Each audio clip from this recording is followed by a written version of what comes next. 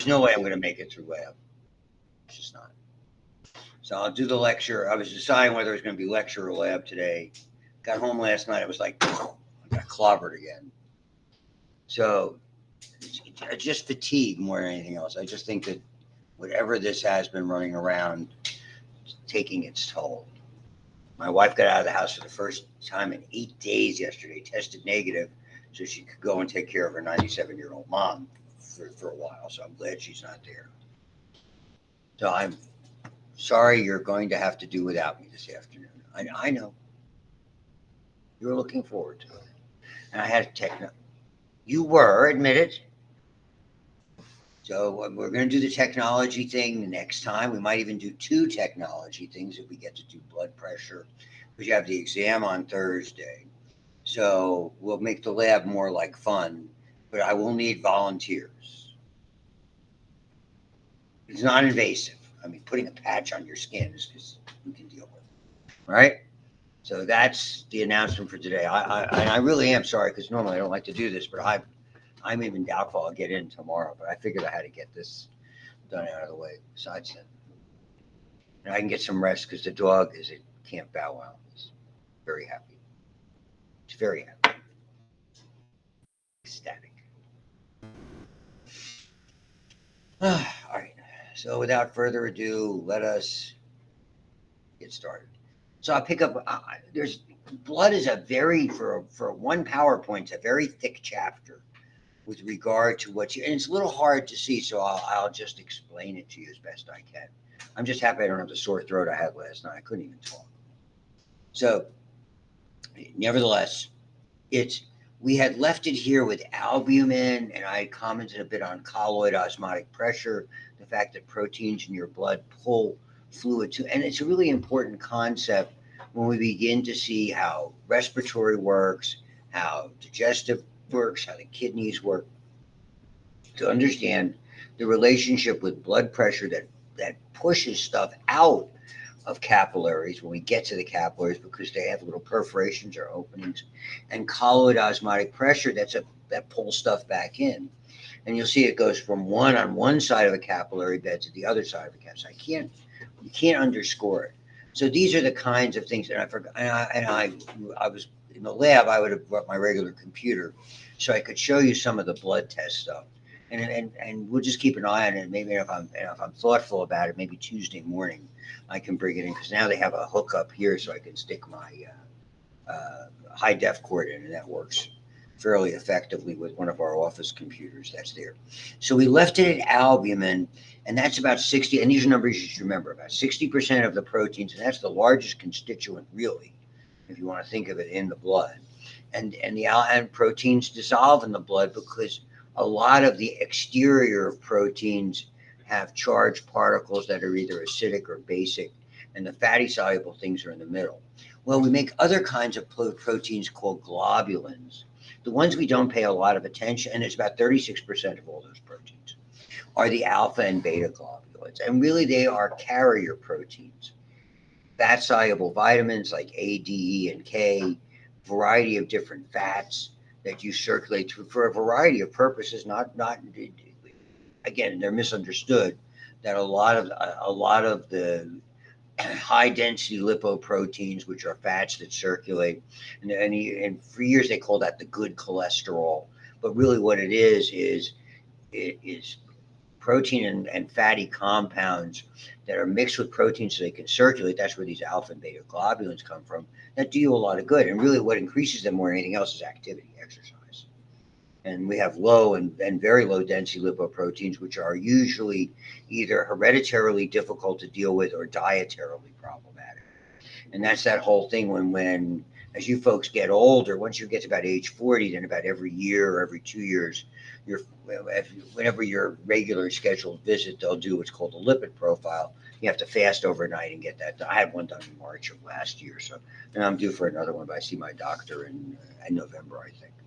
So those are all very relevant things that are there. So that's the alpha and beta globulins. Lipids, metal ions, some of them, in order to not be damaging, they have to have carrier molecules. So things that, if you think of it this way, could clog up the bloodstream, have carrier molecules so they don't. And then lastly, the one that really is the most relevant when we get to clotting is fibrinogen. And again, just to reiterate the point continuously, OGen means precursor. And what this means, the way it's structured, it dissolves. So it's a dissolved protein, and the whole idea of clotting is to lop off that OGen, and that changes it from being soluble in the plasma to insoluble. And when it comes out, then it basically is the framework for a blood clot to form. That's there. So we'll look at all of those. The one I skipped over ever so briefly was here. And of all the globulins, this is what you hear the most about, gamma globulins. So there are 5 different subcategories that we deal with in the immune system unit, which is a very complex and challenging. That's code for professors to say tough, difficult. You know, the immune system is consistently a very difficult unit for students in AP2. And the gamma globulins is something we explore. So and they're very, very relevant. So, I mean, and today, when we get to immune, maybe help you understand a little bit about what all those COVID vaccines were trying to do. Basically, attempting to stimulate your immune system to produce antibodies to address the circulating COVID viruses, and many and frankly most immunizations are playing that one. We'll cover that relatively thoroughly. I think it's a very, very interesting unit. So I won't do it as aggressively as I'm going to do it with my advanced physiology class next term, but there's a lot of material in it. And then everything else. Nitrogenous waste, a big issue. When we get to the kidney, that's job one. We have a very low tolerance to excessive amounts of nitrogen in our bloodstream. Most of them come from proteins. Proteins are amino acids. The amino group is a nitrogen group, which I'm sure you'll remember. And the trouble is, and what we do, typically we deaminate. We lop off that amino acid. And the idea is then we can use the rest of it as building blocks, okay, for a variety of other things. So dealing with these circulating nitrogen, and a lot of them become ammonia, which is very, very toxic. So things like urea, uric acid, which is something that comes from breakdown of nucleotides, particularly adenine and guanine, creatinine, which you learned about, I'm sure, in muscles, a variety of other ammonium salts. They're tough to deal with, and really that's where the kidney comes in and gets rid of them, or the vast majority of them. That's really, to me, that's job one for the kidney, nitrogenous waste removal. That's there. And then other things, a variety of nutrients, gases dissolve, particularly oxygen, carbon dioxide, and nitrogen. We'll get along with that and how they're transported. A variety of hormones, communicating substances, which use the bloodstream as their pathway to get from where they are produced to whatever organs they trigger. So now we look specifically at the formed elements. And again, even though they are technically cells, the red blood cells and the white blood cells, the term formed element is used because only the white blood cells have the characteristics of a true cell. Okay, they're the complete ones. The red blood cells, as they mature, and it's unusual, when we think of maturation, okay, in the human body, typically we think of things getting larger, more elaborate. In the terms of red blood cells, interestingly, they get smaller as they mature, and they become less elaborate. They lose stuff until effectively they become a very interesting shaped disc that's designed for really one purpose, and that's to convey oxygen. So we'll get that. So as they mature, one of the signs of maturity and the fact that a red blood cell can be a functional red blood cell is they lose their nucleus and they lose their organelles. And when we look at platelets, they're really just fragments of cell membrane with some proteins in them. Okay, and they're not necessarily long living structures. A lot of the white blood cells that maybe I'm making now because I'm probably still fighting some kind of a virus, or you make when you have a cold or fighting some kind of a virus, don't last particularly long, and they get spent pretty easily. We remake them all the time, so they don't really have a terribly long lifespan. Red blood cells in general, as you will see here, and there's some variation, last between roughly 90 and 120 days. At that point, we recycle them. We're very efficient about that. As you'll see, when we basically what we recycle is a lot of the red blood cell, with the exception of one component of the hemoglobin, which we're going to address today, I'm sure. That's there. Blood cells, it's even more than most. Nearly all, effectively all blood cells originate in the bone marrow, okay, and don't necessarily divide once they're born. It's not like we make more of them, but the clones will form, as you'll see in immunology. That's there. So the interesting thing about blood, and I have a lot of information to share with you about that, is when they have those blood drives out here that they're going to have a couple of times a year, surely, is that blood that is collected probably is going to be used in about 6 months. If the average lifespan of a red blood cell is 90 to 120 days, you've got to find a way to use that blood around 60 days for most of it to be viable or functional. And so if you, and you're going to get a lot of information in this part about what goes on vis-a-vis transfusions. And then certainly at the end of this, something that we've all had probably more times is we start looking at the genetic basis, which is the ABO, or blood typing, or blood grouping system, which is very interesting as well. So particularly so. So, and it's a very, very good illustration to give you an idea of what they look like, because this is an actual photomicrograph, not an artist's rendition. When you see white blood cells, and it's not necessary that they're white, they're just not red. That's why they call them white blood cells. Don't know why. Okay, they all have these sort of little, not all of them, most of them have some kind of irregularity on the surface. When we see what white blood cells do, mostly are scavengers that latch on to things and remove them.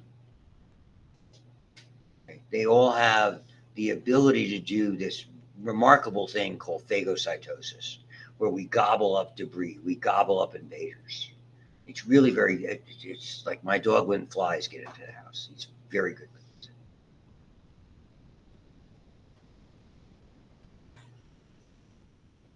It reminded me, if you Google it and you can find it, you can look at old anteater cartoons. And it's got a great voice from years and years ago, 40 or 50 years ago. That's kind of reminds me of the dog. So the white blood cells, these are the start of these little tentacle-like projections that you'll see a little bit more. The red cells, and you can't see the nucleus, it's inside. The red cells, you can see where the nucleus was, that indentation. They're sort of like, they look, to me, they look a little bit like a lifesaver that doesn't have a hole in it. Kind of that. But what this is called a biconcave disc. So you have an indentation here and an indentation there, and that makes for surface area. And platelets are just little fragments of membrane containing protein granules. And this is a typical red blood cell smear. What we do sometimes do in the lab, and maybe we'll cook this up with a couple of blood smear things so you can take a look at it. It's very easy. Blood's fairly easy to identify. And these are, these aren't people's blood, these are prepared slides. And what they do is this. So you can see red blood cell, you can see that pale area. That just means it's very, very thin, and that's where the nucleus was. And you can see the abundance of red blood cells. There are approximately 1,000 times more red blood cells than white blood cells. So if you look at which is called a peripheral smear, you'll see, and they focused in such a way so you can see a handful of these larger structures, which are the white blood cells, and you can see periodically these little dots that really represent the platelets that are there. And we are going to find out today, most likely, how you identify which kind of white blood cell it is, and to a certain extent what it does. White blood cells usually work in tissue. They work in connective tissues. They migrate to this where there's damage or infection or inflammation, anything along those lines, or they're permanently located in an area like in your lung for surveillance, or in your gastrointestinal tract, any area kind of where you come in contact with the outside world. You have an abundance of associated white blood cells whose whole job is to be on surveillance for potential invaders. We characterize them, as you will see, by this interesting structures, either the staining patterns or the appearance of this nucleus, these kinds of structures that are there. And we'll go into all of them. And they're very easy to identify. We've done it for years. So we start now with the red blood cell. Erythrocytes, smaller than white blood cells, 7.5 microns on average. That's a micrometer, is what that means. They're super tiny, but you can still see them fairly easily with a light microscope under high power. They're eukaryotic cells, or at least they originate as that, which means you don't need to use oil immersion, microscopy to be able to see those.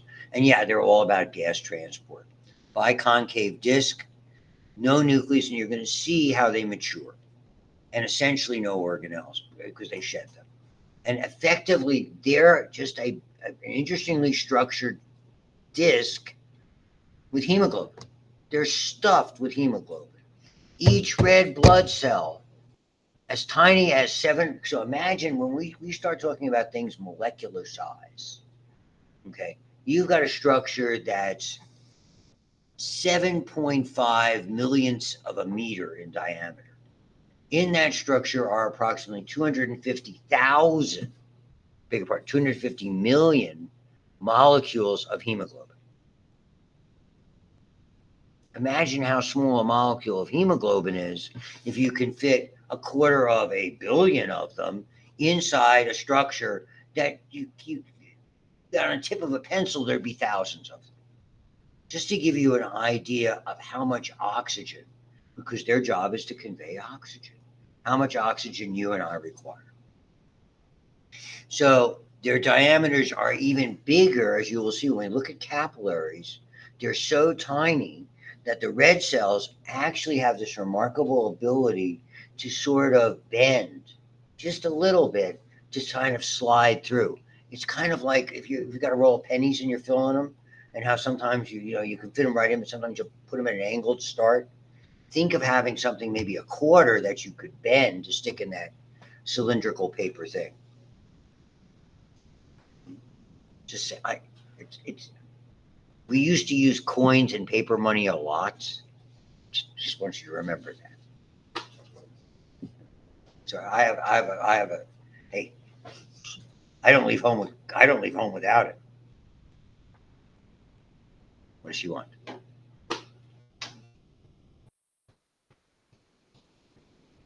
The Costco card. And if I'm not at Costco, Sam's Club card. Don't leave home without it.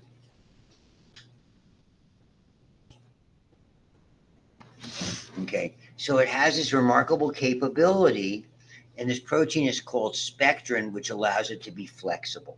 So literally, when these blood vessels, these tiny capillaries, are so tortuous, so many twists and turns, that they can bend around and deliver the oxygen.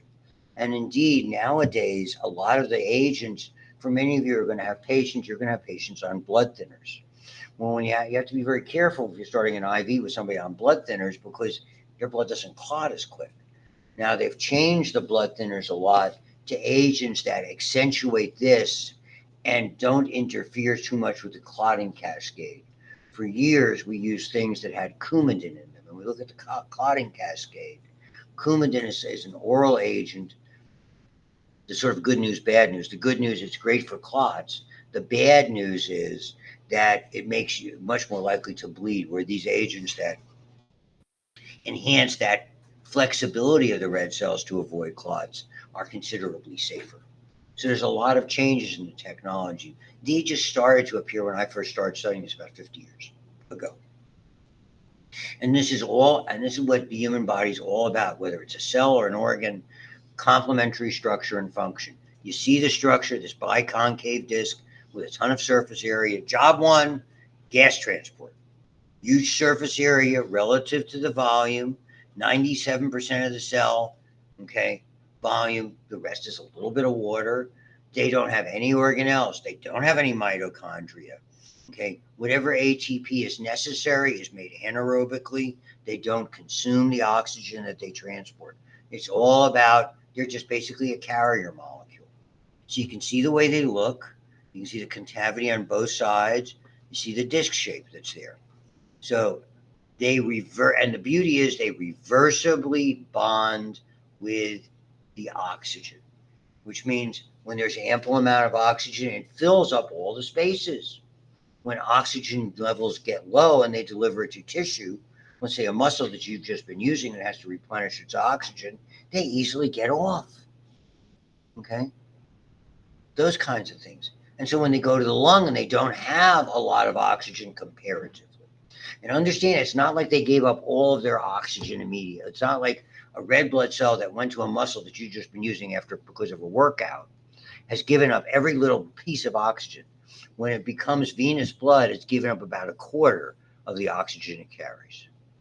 So there's a lot of spare oxygen that's still in there. But it's highly reversible, and the reversibility is about shape. You'll see that in a second. So, and these are values. So I didn't cook up mine right now. That when they did my last blood test in when did they do it? August, okay, before my hemoglobin was under 13, and there's a reason for that. I'm not dying or anything like that, but I've had a couple of major stomach surgeries. Ever since then, my hemoglobin, I tend to lose some blood. So I'm more in the realm of what a woman's hemoglobin would be, and this is called grams percent, grams of hemoglobin per 100 milliliters of blood. Okay, and what is hemoglobin made out of? It's made out of a pigment called heme that imports this red color. That's basically an iron molecule that's surrounded by other proteins, and the globin fraction, which is also important, which is all made out of amino acids in the form of polypeptide chains. So when we see the globin, it has identical chains, two pairs called alpha and beta. They're similar, but not identical. And this plays a little bit of a role when we start talking about anemias and things like sickle cell anemia or familial Mediterranean anemia.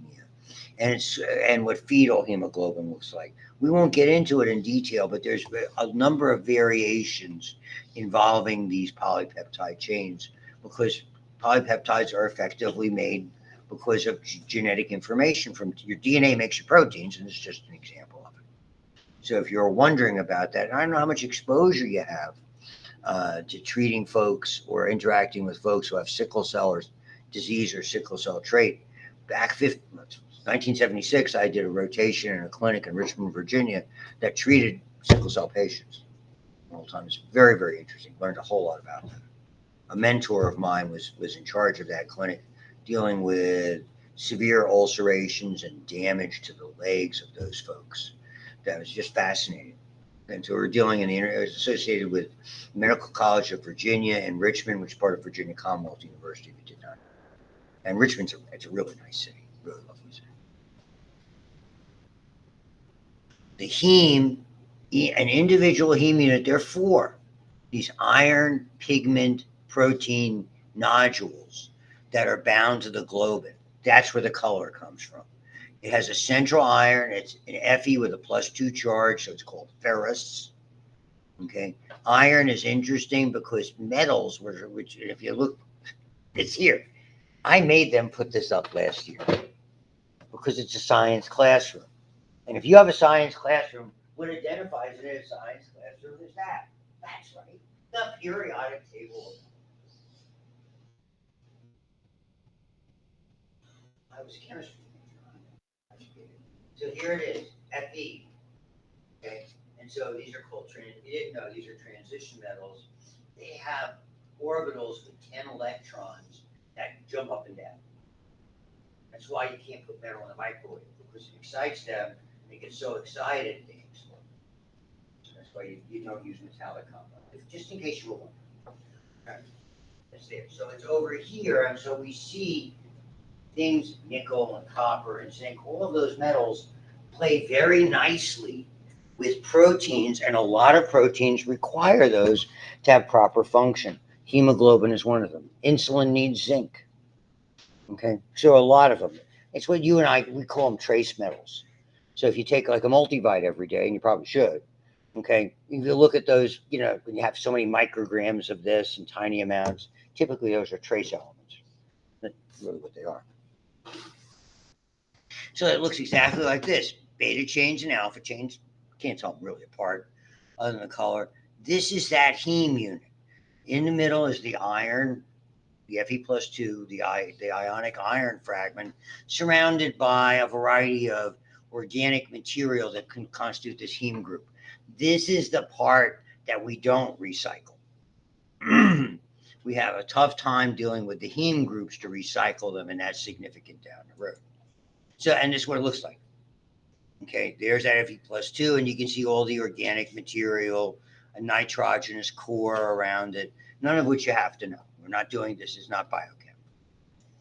Okay, and this is what I was telling you before. Each hemoglobin can transport four, it's got four of those things. And literally, when the oxygen is carried by hemoglobin, it rides right there on the heme molecules. That's like four seats that it has in some type of vehicle, each of them designed for oxygen. So each red blood cell has 250 million molecules, which means each red blood cell, of which there's, I can't even tell you, in a microliter, there's about 5 million. How's that? In an extraordinarily tiny, an infinitesimally small drop, there are about 5 million of those red blood cells. Imagine how many we have. One time I did the math. And what it means is that each one of those red blood cells can carry 8 billion molecules of oxygen. So that just gives you an idea of how extraordinary our demand is for oxygen that we have there. So in the lungs, it loads with oxygen if it didn't have enough. That's the whole idea of that part that we talked about that a little bit in the lab, the pulmonary circulation. And the hemoglobin gets a more ruby red color.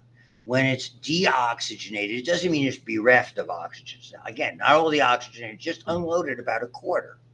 But we refer to it as deoxyhemoglobin. Okay? And there's also some carbon dioxide that travels along for the party. Okay? For years, the notion that was very easy to teach, but not accurate at all, was that the oxygen goes to, let's say, that muscle cell that you were using in a workout, gave up its oxygen so the muscle could have it and picked up all this carbon dioxide.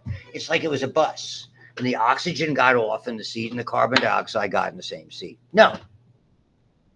Carbon dioxide doesn't do that. Carbon dioxide, if anything, doesn't have anything to do with the heme group. About 20% of it sits on those globin molecules. Carbon dioxide is a gas, and about 7% of it, gases dissolve in plasma. Gases dissolve in liquid. Think of a carbonated beverage. The other roughly 70%, not only does it dissolve in the plasma, and you're going to see this equation, I can't even tell you how many times in AP2. It's the most important equation with regard to the bloodstream and the fact that the bloodstream acts as a buffer to compensate for when we have increased acidity or increased alkalinity. So we take water, which we have an abundance of in the plasma and everywhere else, plus carbon dioxide. And because of an enzyme in the blood called carbonic anhydrase, fancy name, and when I draw the arrows that way, it means it's reversible. Combine those two into this, H2CO3, which is known as carbonic acid. And the carbonic acid is remarkable in the sense that it somewhat reluctantly, so I'm going to draw the arrow mostly this way and a little bit that way, that's the way we do it in chemistry, into a proton, which is a hydrogen ion, and a very interesting molecule, HCO3 minus, called bicarbonate.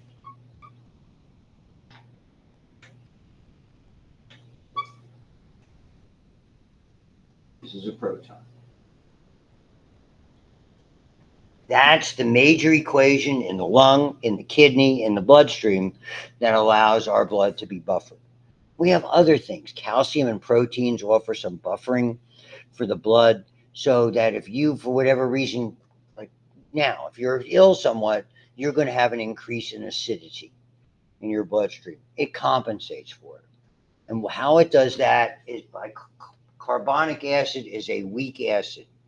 An acid, by definition, gives up protons. Hydrochloric acid, which you probably have worked with in a laboratory somewhere, immediately gives up all its protons. It immediately goes from HCl to H plus and Cl minus. Super fast. The faster it goes, the more nasty it is if you get it on your fingers. That's what makes a strong acid. This is a weak acid. And it's somewhat ambivalent, is a beautiful word, about giving up its proton. You want a proton? You can have it. If not, I'll keep it. Love that. It's like a molecule that's sitting on the fence. You want a proton? Make me an offer. You can have it. If you're a little alkaline, we can neutralize it with a proton. If you're a little acidic, I'll take that proton back. That's how buffers work. So weak acids make good buffers. Moral of the story.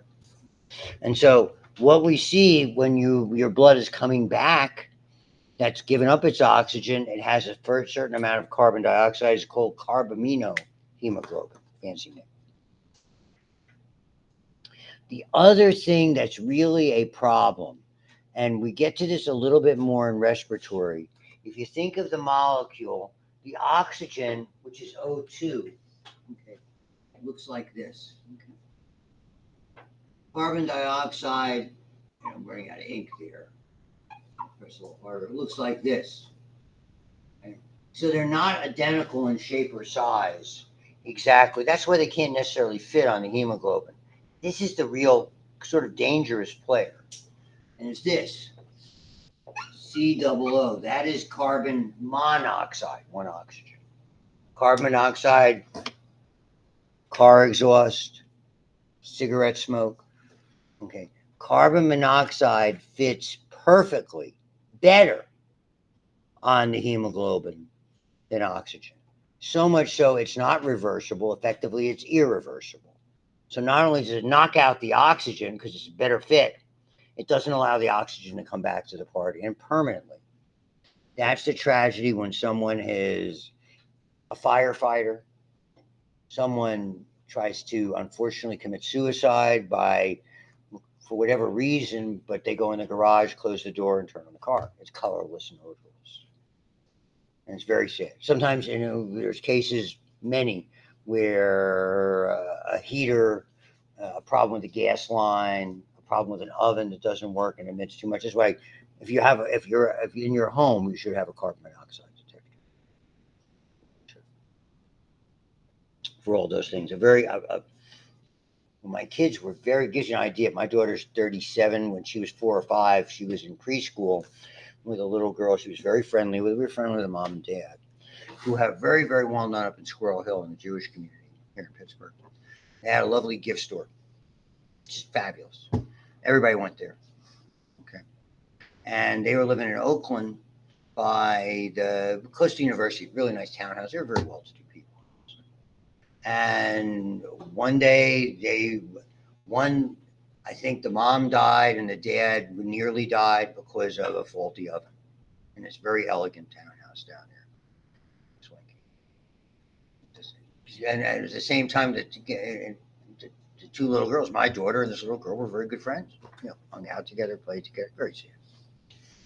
So it's not something that doesn't happen. So, and if you want some historical context, it's not very pleasant. The original usage of carbon monoxide to asphyxiate people was developed in Nazi Germany before they got Zyklon B, the gas chambers and the concentration camps. Originally, they had buses that had reversed the exhaust effectively back into the bus to kill people.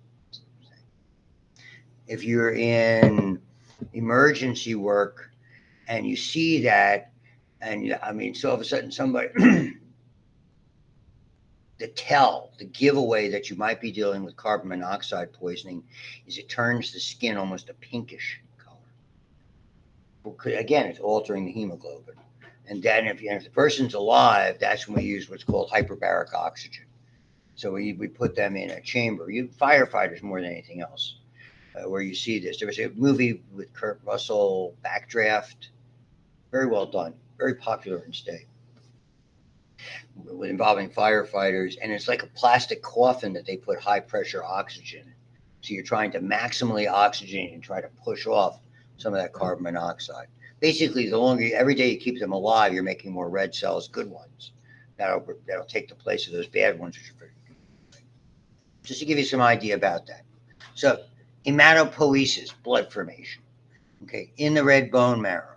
Bone marrow is this sort of unique tissue called reticular connective tissue. It's like a sieve or a spine mesh strainer. And blood cells are often produced in large amounts, and they kind of sift their way through the way you in the old days we would sift flour. Now we always get flour that's sifted. Did you ever see one of those little things that you watch a cooking show where they'll run the flour through like a strainer? You got to get in more. I used to help my grandmother do that.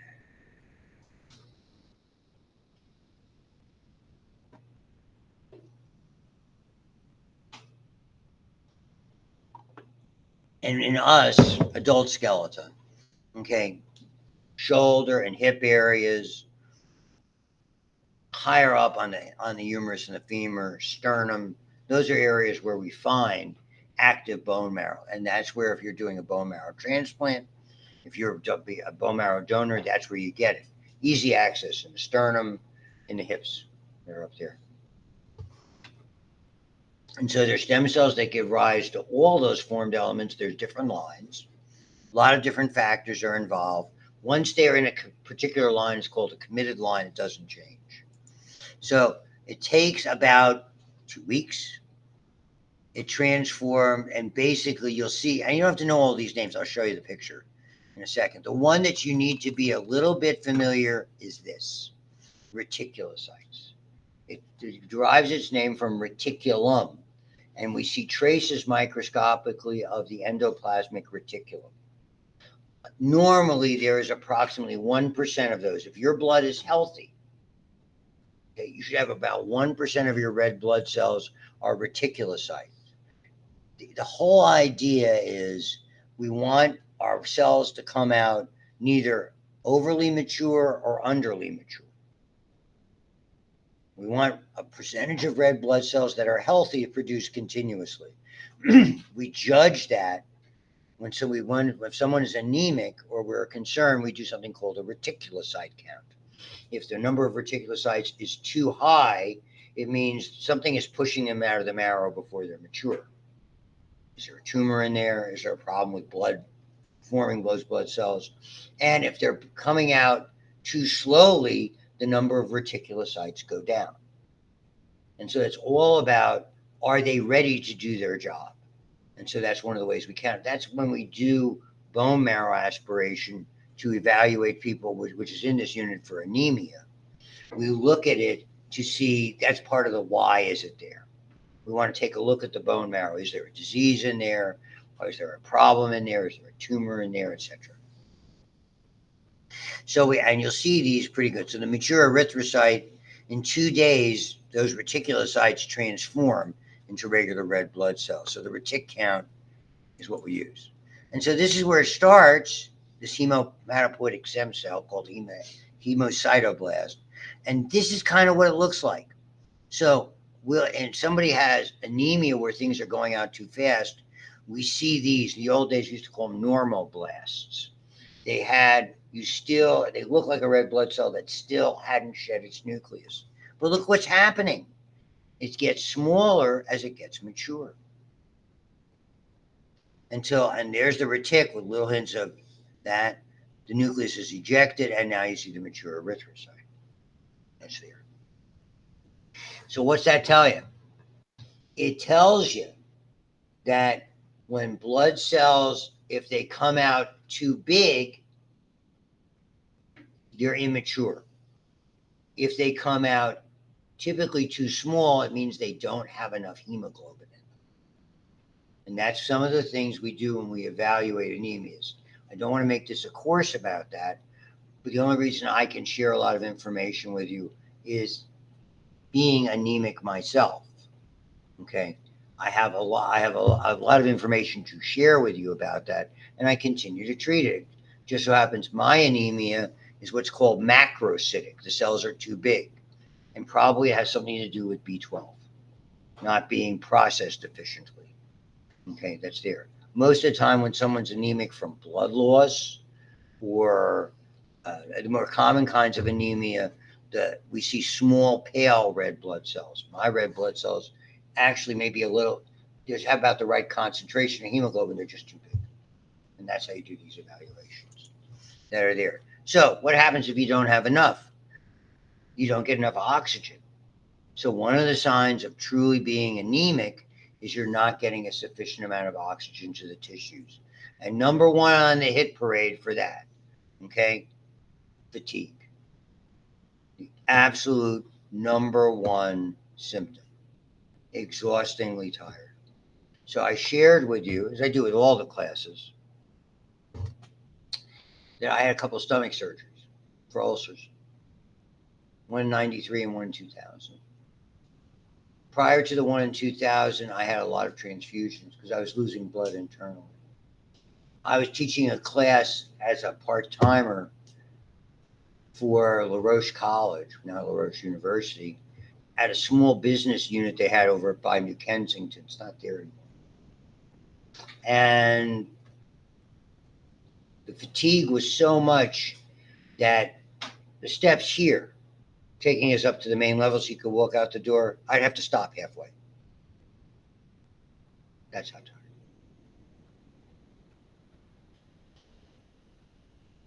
I would be like, if you went to Giant Eagle and every so often you have to wait for somebody who's walking really slow, and typically it's a person who's elderly, have a walker, whatever. Here I was, 42 years old, hardly could move.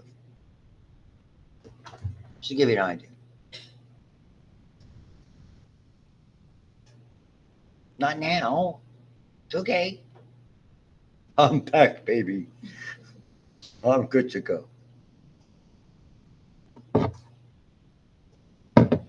So, and it has to be balanced on production and so there's a lot of controls, dietary requirements, etc. This is the player. We heard about this a little bit in the kidney. It's called erythropoietin. It makes red blood cells. We all have it, as long as your kidneys work. Okay, it's mostly there's a little bit from the liver, but effectively negligible. Its kidney is really the prime source.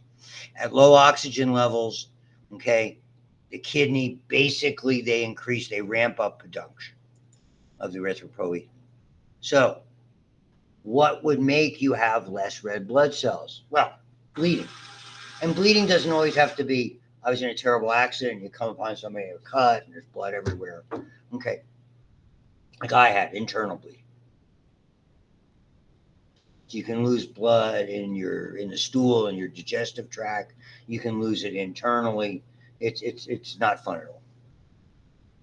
Insufficient hemoglobin per red blood cell. This is perhaps the most common is iron deficiency anemia. So it's not a bad idea, I think, to take an iron supplement. You have to be careful with iron supplements. If you folks, if you babysat and they had formula, okay, most of those like Similac had iron, and they had with or without iron, because you're trying to supplement the iron. And a lot of parents didn't like that because they said, well, iron constipates the kid. There's different irons, and if you use the right kind of iron, it doesn't really affect people adversely. Okay. And here's another one that we see with reduced availability of oxygen. Okay.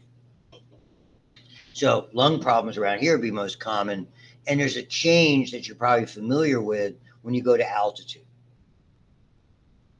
And people can get altitude sickness because if they fly out to Denver, it might, or even if they drive to Denver, that first, you all of a sudden you're feeling like, boy, I don't feel right at all. I have a headache. I'm sick. That happened to me when we flew out there.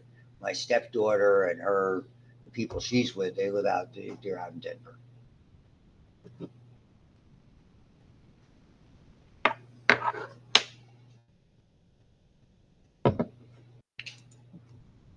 So, and I did skip something. I apologize for that.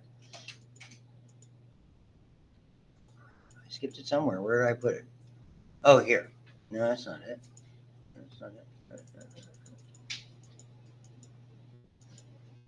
It had to do with, what do I do with this? Reticulocyte count. Oh, there it was. This one, and we'll get to that afterwards. That's increase in blood viscosity.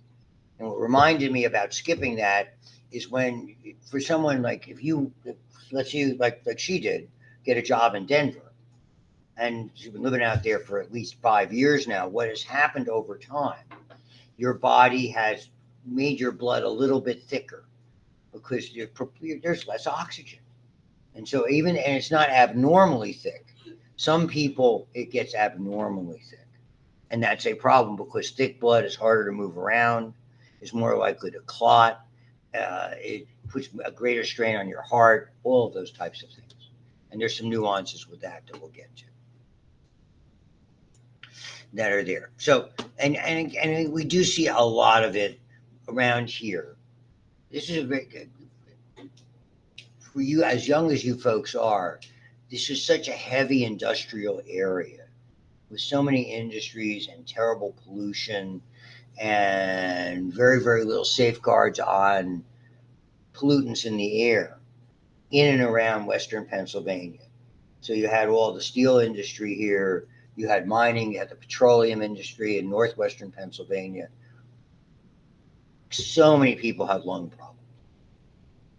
Lung problems either because of where they worked and the chemicals that they were, and they didn't routinely wear protection and things like that. It was very much a different world. Okay. Now, the first time I came out to Pittsburgh was 1972. And I mean, it just was like, wow. Didn't look great. And I came from a polluted area and around the New York metropolitan area. The most polluted rivers in the world were right there. Between the Hudson, which isn't as bad as the Passaic River, and things like that in northern New Jersey. Okay, so these are other things that happen. So reduced. Now, too many red cells, high oxygen levels in the blood inhibited. So if you have enough, you're not going to make erythropoietin. But they mature faster. Testosterone plays a role in that. That's why, again, why we think women have lower red counts than men. They don't make testosterone, they make a testosterone precursor in the adrenal glands. Okay, and that's why the red blood cells counts are higher. Men, do those ever? This is, for years, this was blood doping. Okay, so endurance athletes did a lot of this. There's no sport, as much as I love watching it, that had more problems with this than cycling, a la the Tour de France, which is every July, and you can see it on TV all the time. And this is the problem. They would blood dope. For years, they used EPO, and eventually there were markers for that. Now, what happened, and the most notorious case was a U.S. guy, Lance Armstrong, who was a 7-time winner of the Tour de France, and eventually it came out that they were blood doping. They would auto donate their blood. They'd siphon off everything but the red cells, and they inject themselves with the packed red cells. If you get a transfusion, most of the time it's not whole blood. Remember that centrifuge marker I had you? Most of the time transfusions come from what are called packed red blood cells because they're just there for oxygen, and they would overwhelm themselves with this at risk of having a stroke or a heart attack because they would have tremendous amount of endurance reserves in these high endurance sports. I mean, it's a sport where you're going up and down mountains, not hills, mountains, about 2,000 miles in 3 weeks on a bike.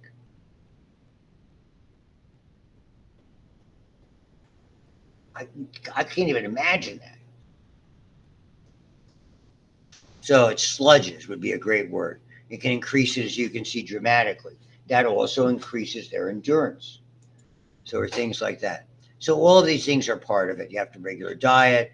65% of our iron is in hemoglobin, and we harvest it in liver and spleen and bone marrow. So we have to store it because the iron ions, those ferrous and ferric ions, Fe+2, Fe+3, they have to be bound with proteins, okay? And then they can be stored. And they have to be transported with proteins. You remember we looked at that with those alpha and beta globulins. They're in that they basically become transport proteins for iron. There are some difficulties with that. So some folks who are unable, who make too much iron, okay, or if you see somebody, an older person who's had blood clots, and all of a sudden you're going to see in their legs, particularly, big blotches that look like giant black and blue marks, and then eventually the skin kind of turns brown. Doesn't go away. This hemosiderin deposits in there. This iron protein. It's very itchy, and they scratch it and the skin breaks down. That's something I was dealing with a lot when I was telling you about Richmond with ulcerations, that I was there.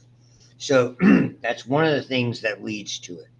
That's there. There are also some conditions where we don't, where we make so much iron or utilize so much of it and don't get rid of it that it ends up going into organs. And it literally changes that iron over time because of the hemosiderin and other factors. Actually, the person looks bronzed. They look very, very tan, but unhealthily so. And then you're getting back what I was telling you about back here. This kind of stuff.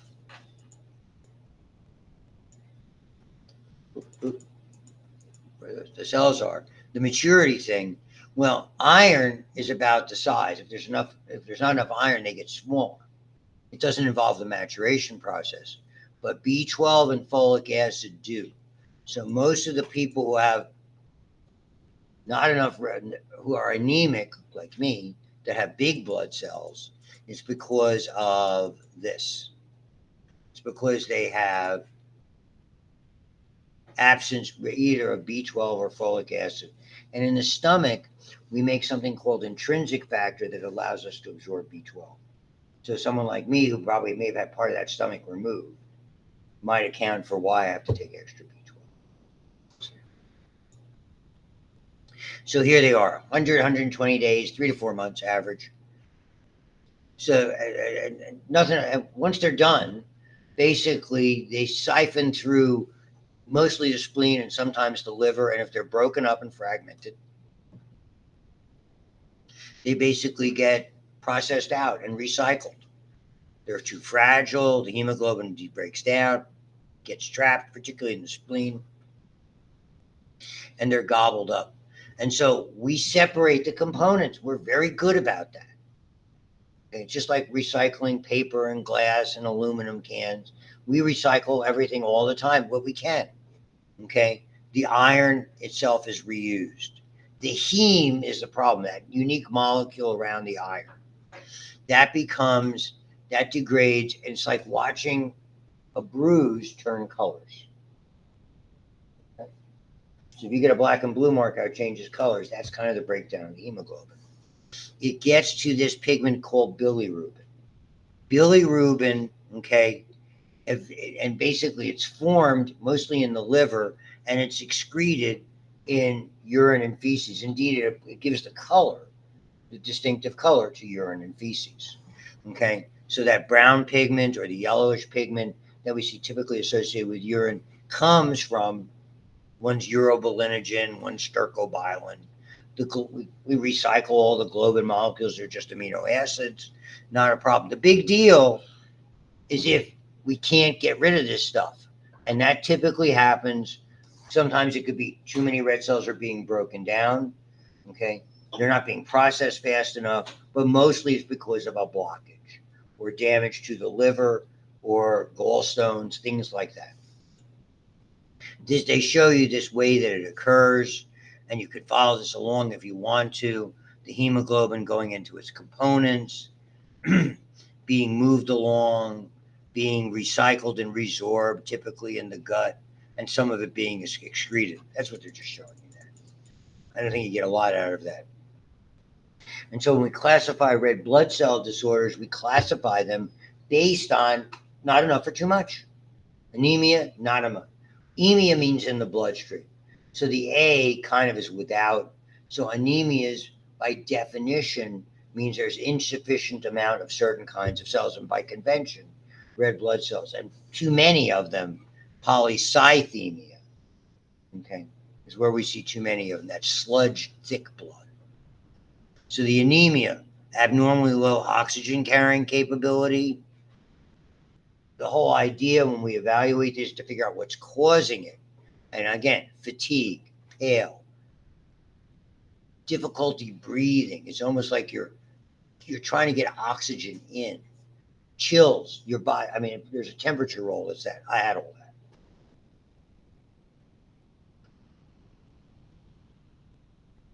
So it can be based on blood loss, whether internal or external. Are there not a sufficient amount? And it's very logical. Are we losing them? Are we not making enough? Are we breaking them down too much? And that's the whole idea when we evaluate this. It's very complicated. So you do things like that. This is in the realm, the people who evaluate these, they both have the same certification. When you hear about cancer doctors, they're called oncologists. Their certification is oncology and hematology because there's a lot of overlap. Because leukemias, which are white blood cell cancers, are cancers in the bone marrow. So with that certification, they're the ones who order the tests. A lot of times to evaluate those, it involves at the least a bone marrow aspiration, a comprehensive amount of blood tests, and a lot of times you have to go to the blood bank because they have, and we'll get to it. My first wife had a disease called von Willebrand's disease, which is a minor clotting disorder. It's not like if you cut yourself, you're not going to clot. But if you have surgery, you can bleed, and that's where they found it out with her. She was having ovarian surgery in an effort for us to have children biologically, which unfortunately we were unable to do.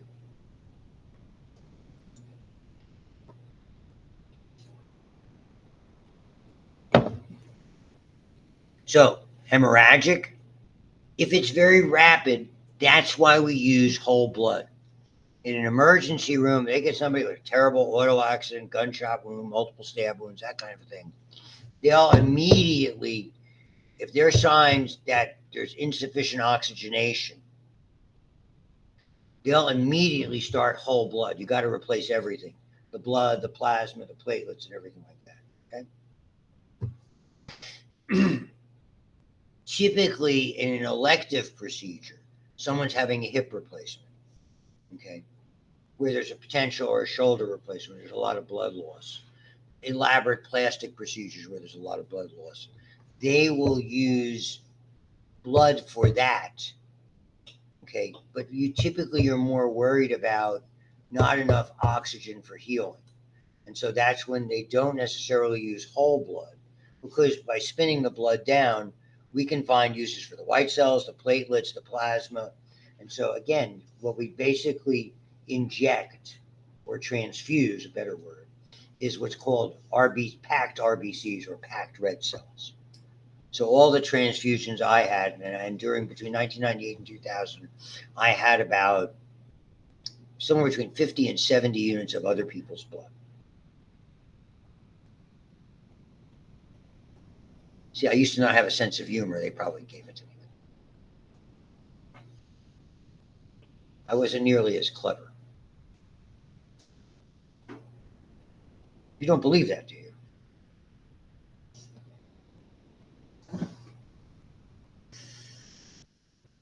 So, chronic anemia, which I had, that's where I came from, bleeding ulcer. People get it from hemorrhoids, from other things, and you have to eventually address the issue. That's part. Sometimes we don't make enough. Insufficient iron for any one of a number of reasons. It can be the underlying problem when you're bleeding internally. So mine was in this category. There's not enough iron. The cells are too small because they rely on iron to fill them. So they're small and pale. We call that microcytic, small cells. Okay. And a lot of times I still take iron supplements. This is the one that probably is affecting me now, more likely pernicious anemia. It's a very famous name. In most people, it relates to an autoimmune disorder where the body is attacking the stomach lining where it makes this intrinsic factor. It's easily treatable because we can give B12 by injection. It doesn't always have to be ingested. It doesn't have to be taken in pill forms or diet. You can get it. There's nasal sprays for it. There's different ways to get it into you that are there.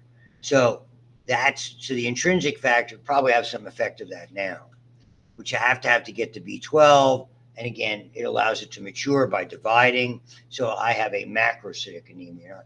I'm sure I will remember on Tuesday to bring in my computer, which has it's like my UPMC where all the blood tests are. So injections are nasal gel. Though this is a particular problem for vegans and vegetarians who either eat no animal products or minimal animal products. Most of our B12 supplements come from an animal basis. So folks who don't want to consume animal products, and there's plenty of them that are like that. Okay. So it's more common now than when you think go in the stores and how many of those impossible burgers and stuff that we have all over the place, right? They're everywhere.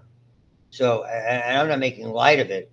I mean, I have vegans in my family. I cook for. It's fun. I love tofu. We make it all the time. I have a great tofu recipe for because Indian cuisine is very vegetarian, vegan friendly, more vegetarian because they use a lot of dairy. We use a lot of yogurt and that. And I have a great recipe for that. Oh, die for it. So, but that's online. You can go on Amazon and find vegan friendly B12 easily enough. It's expensive, but you can find it. And so, renal anemia. This is the one I was telling you about with diabetics. Their kidney function is impaired. They don't make the EPO, and we do make that now genetically, and you can use it in that fashion as well. My wife is having a text conversation with my daughter. And for whatever reason, I'm in on. So, moving on. So, this is another one that's very famous called aplastic anemia. Aplastic anemia is very often a fatal condition. It's almost like permanently destroying the bone marrow. Many years ago, there was a very popular antibiotic in the early days of antibiotics that came out that we were using well into the 70s called chloromycetin, also known as chloramphenicol. When you gave it in oral form, it led to a number of people dying because their bone marrow effectively was destroyed. Nowadays, we have the ability to do bone marrow transplants. Okay. So that was and that can occur with viruses. So it's a side effect of chemotherapy and radiation therapy. And again, if we're treating somebody with leukemia, or for instance, they treated. She's on ABC, been there for years. Robin Roberts, who recently got to start in ESPN, was one of the early lady announcers. She had breast cancer. They treated her for the breast cancer. It led to aplastic anemia, and then she famously had bone marrow transplant. So what happens is it affects all cell lines. The red blood cells diminish, but you have 1,000 times more than white blood cells. So what kills somebody is the lack of white blood cells to fight infection. Usually they succumb to infection and clotting. And so it's less about the anemia and maybe a little bit about the clotting, but the deficit in the immune system is the problem. And yes, you can see there's nowadays using transplantation methods has been much more accepted. These are called hemolytic anemia. Most common cause, incompatible transfusions or infections. We're very careful, and at the end of the chapter, we'll talk about the transfusion. So I told you, I was very fortunate. I have A positive blood.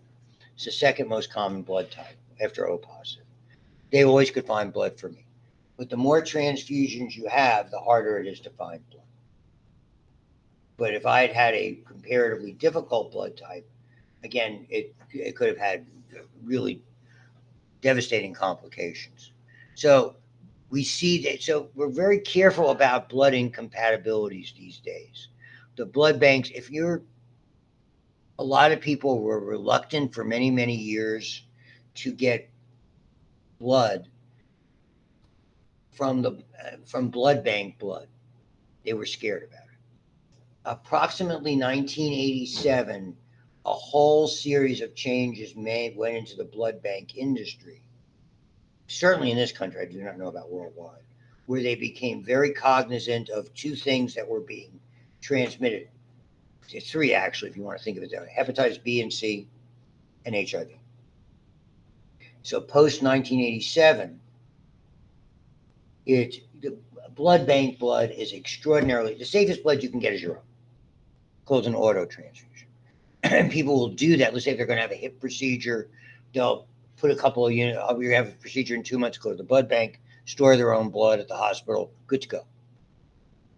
The next safest blood, and it surprises people, is blood bank blood. After that, it's what's called directed donations. Oh, my Uncle Charlie's got great blood. We have the same blood type.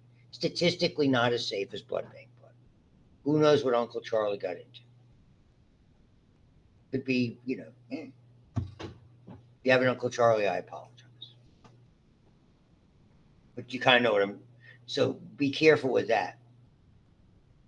Back to my first wife. Back in 81, pre 1987, they found she had this von Willebrand's disease. After they had to give her 2 units of blood, she was bleeding internally when they tried to wedge her ovaries over Chase Eye Hospital. Then most likely she was exposed to hepatitis C then. Fortunately, we didn't find out about that exposure until 2004. Okay, but her health was good, and then as her health got worse over the years, my kids, particularly, we still stay in touch quite a bit. But my kids do a lot with her health care because she's not as healthy as she used to be. Told us that hepatitis C could rear its ugly head at any time. Just to give it, so that's from what you would have thought was 2 units of blood. What's the big deal? But it's pre 1987. There are other abnormalities that are genetic. We will talk about those. Thalassemias, which are Mediterranean. There are more people with Mediterranean roots: North Africa, Italy, Greece, Spain, and famously sickle cell, which we'll get into. So here's the Mediterranean ancestry. It's about a globin chain, makes them deficient. There's a lot of variation, so some are minor, some are major. We treat them now with transfusions that are there. And then and I'll save the time now. We'll get into sickle cell next time. I don't want to give a short shift. Okay? So thanks very much. Again, I apologize. I can tell I'm not going to be able to do the lab thing. So I may send you, if I'm feeling up to it, some recorded information about electrocardiograms so we can jump right into it next Thursday. And I do not know whether I'll get that to you today or not. It depends how I feel when I get on. Okay? So thanks very much.